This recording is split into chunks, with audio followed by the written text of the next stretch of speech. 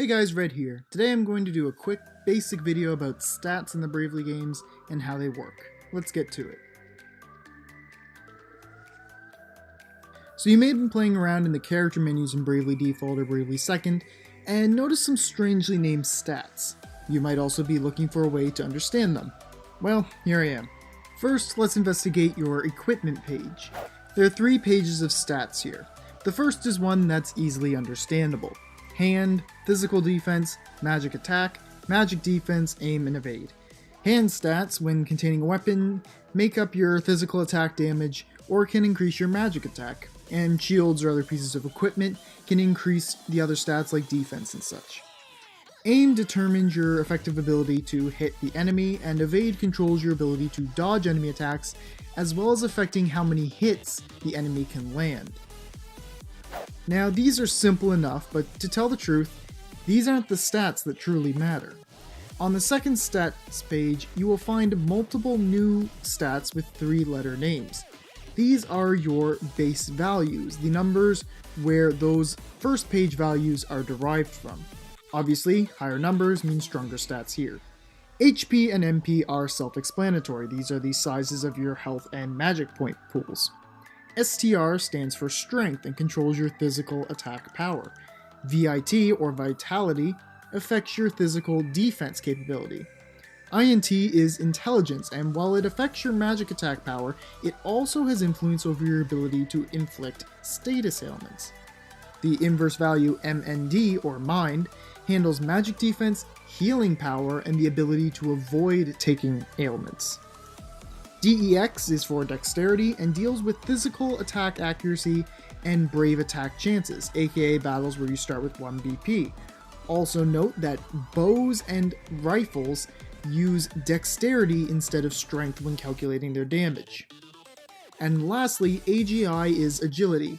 This value covers physical attack evasion, hit count, speed, which is your ability to act before others in a turn, and first strike advantage rates in battles. The last page of stats doesn't have numbers, but will include resistances and immunities to various elements and ailments provided by any equipment you have on. Also take note that base stats on the second page are different for each character. This is why some characters are recommended for certain roles, like Anya's or you as a healer, since their mind stats, without any influence from items, are the higher among your party in their respective games. So when you're building your party at the start, or at any point, make sure to focus on these base stats more than the first page, as they will help you determine who will work well for what role. There is another type of stat that you might be confused about: equipment classes. If you look at the details of a job, you may see certain ratings for different equipment classes. For example, ninjas have an S rank on daggers, but only a C for swords. Base stats also have these ratings. You probably understand that S is the best rank, descending through A, B, C, D, and finally E. But what do they actually mean? Well, it turns out that these ranks represent the bonuses that a weapon has when equipped with a certain class. Rank E items give no boost at all.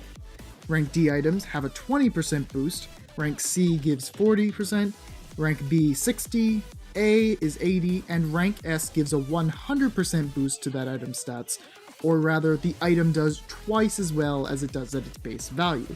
So let's say I had a sword that does 100 damage. If I'm using a class that has S rank for swords, the sword will instead do 200 damage.